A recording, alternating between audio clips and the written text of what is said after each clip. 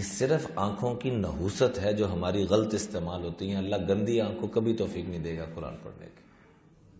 سارا دن ٹر ٹر اور چر چر ہماری آنکھیں دائیں بائیں آوارہ ہو چکی ہیں. آپ کے پاس دنیا کی سب سے مہنگی گاڑی ہو اور اس کی بریکیں فیل ہوں، بیٹھنا پسند کریں گے، سفر کرنا پسند کریں؟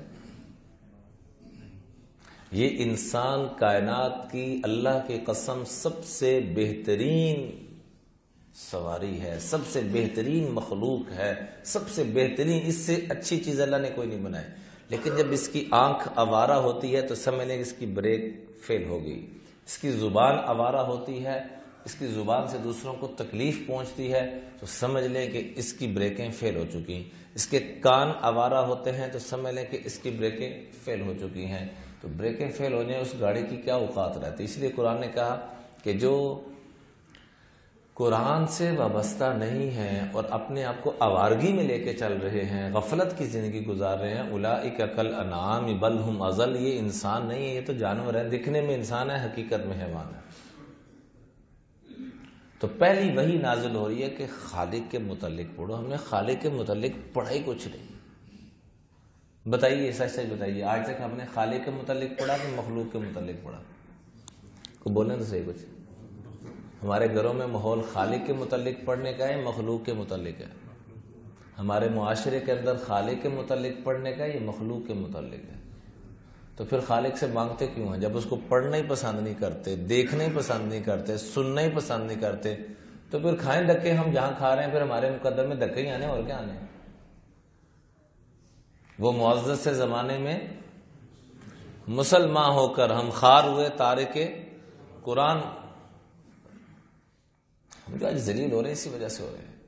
اس لیے مولانا الطاف حالی رحمۃ اللہ علیہ کا بڑا خوبصورت شعر ہے، اتر کر حرا سے سوئے قوم آیا، اتر کر حرا سے سوئے قوم، سوئے کہتے ہیں طرف، اتر کر حرا سے قوم کی طرف، اتر کر حرا سے سوئے قوم آیا اور ایک نسخہ کیمیا ساتھ لایا. امام الانبیاء جب حرا سے، حرا کا لفظی ترجمہ کیا جی؟ جستجو اور تلاش. کہ غار حرا میں آپ جاتے تھے، ان محمدن قد عشق ربا، کہ محمد مصطفیٰ صلی اللہ علیہ وسلم رب کے عشق کے اندر فنا ہو چکے، رب کے عشق میں لگ گئے ہیں، اور اپنے اللہ کے عشق کے اندر وہاں جا کے مہینہ مہینہ ٹھہرا کرتے تھے اور یکسوئی کے ساتھ وہاں رب کی عبادت کیا کرتے تھے. اور لوگ کہتے تھے کہ اللہ کے محبوب محمد مصطفیٰ صلی اللہ علیہ وسلم رب کے کیا بن چکے ہیں؟ عاشق بن چکے ہیں. اور پہلی وحی جو نازل ہو رہی ہے وہ کیا نازل ہو رہی ہے؟ اقرأ بسم ربک الذی. خالق کے بارے میں پڑھیے. ہم نے اسکولوں کے اوپر لکھ کے لگا دیا اقرأ. آج بھی ہم آپ کو اقرأ پڑھاتے ہیں.